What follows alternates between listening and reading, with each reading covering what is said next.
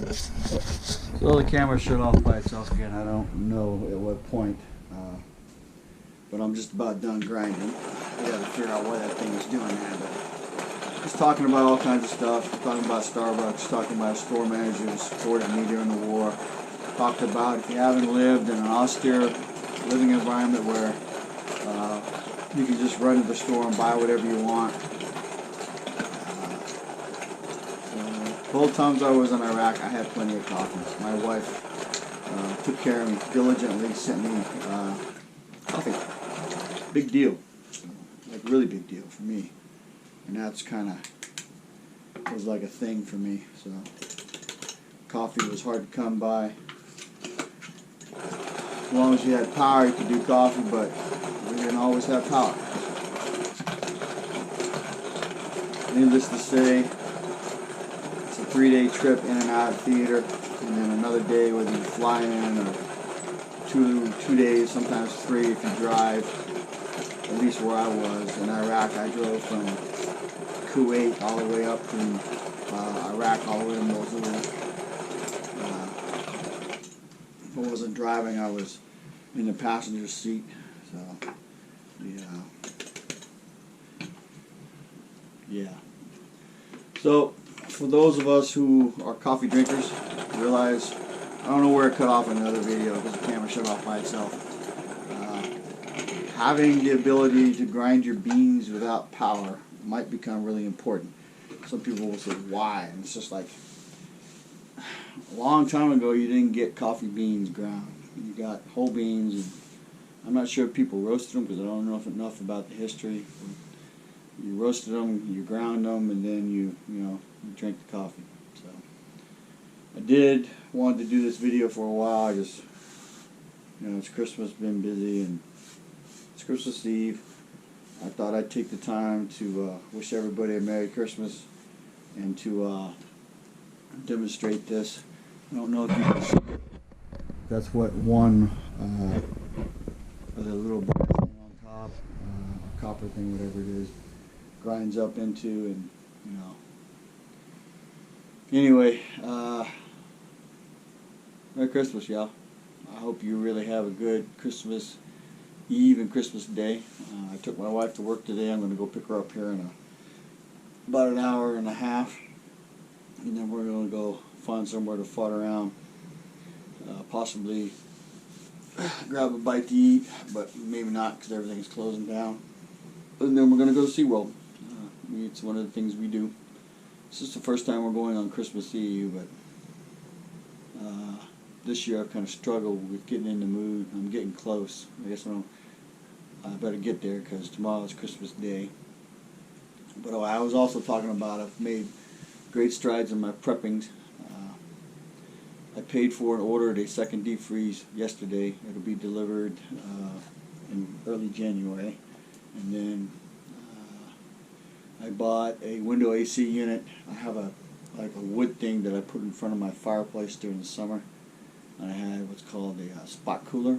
I'm going to move that to the kitchen because I don't keep the AC on in the house anymore. I set it at 86 and then I run like room ACs instead of the big AC.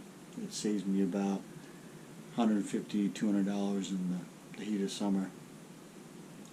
Plus, if there's a power outage, then I can keep certain rooms cool, like the room I'm in, which is, we're having record heat down here.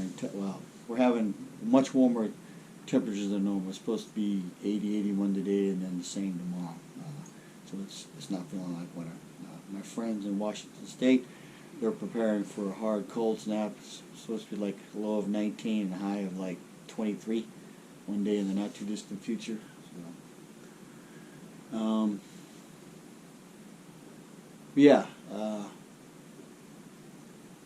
Prepping is expensive. It's not easy. It's not cheap. Don't give up. It's very hard to mentally be in a position where you're not ready, and then you're like worried that something's going to happen. Try not to worry and just make a list and check it off. I got I got to get a plug if I don't get it for Christmas, and a box, some conduit, some reinforcements and some wire and a circuit breaker, and then my 50 amp system will be ready to run at least off of gas. I got 100-pound propane tank that I got to get filled up, and then I'm working on getting a 250-gallon propane tank. The other one's a 100-pounder, not a 100-gallon. 250-gallon propane tank to put in place and leave it, and then that will be what powers my generators for my house. Then after that, it's kind of like some emergency backup power. I have one Bluetti EB240. I'm probably going to look at possibly the Bluetti AC300 and get a couple backup batteries systems, or maybe just do another EB240 and another set of solar panels. I asked for a solar panel rack from a friend of mine for Christmas that I plan to mount, and then at least when there's plenty of sunlight, I can run both my refrigerators off of the EB240, and then if the battery runs dead, then for 2 or 3 hours the fridge will still keep everything cold. I did a test on it. It pulls between 180 and 230 watts, two 200-watt solar panels, and it charges between, when it's getting plenty of sun, 230, 260, so it can actually run the refrigerator and keep the battery charged during the day. So I have the cables for it and everything, I just haven't installed it yet. So, it's a process. Everyone says food, water, security.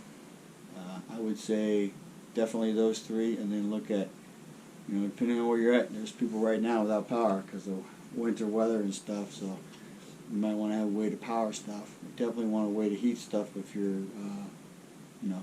somewhere where it gets cold.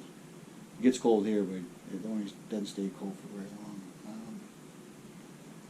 And if you're somewhere where it gets cold, plus up on your plumbing fittings and your pipe in case you have a break. Then you're not going to be in the freezing frenzy like I was in last year trying to get the stuff.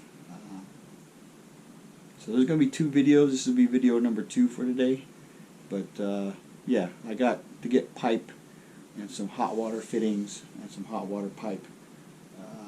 But I'm basically ready for the next freeze. I got a few more things to do, and then me and my wife will be cooking with Crisco, so to speak. So I would look at an electric hot plate because you can always heat stuff on that, especially if you have a generator. I would seriously consider a wood stove because you can heat stuff on a wood stove. You can actually cook on it if you need to. Do your research. Pick the path you want to go down. Maybe both. I don't know. Depends on where you're at. So, because like tomorrow it's going to be 80. I wouldn't want my fireplace going with a wood stove and heating up the house when it's going to be 80-something degrees outside. So,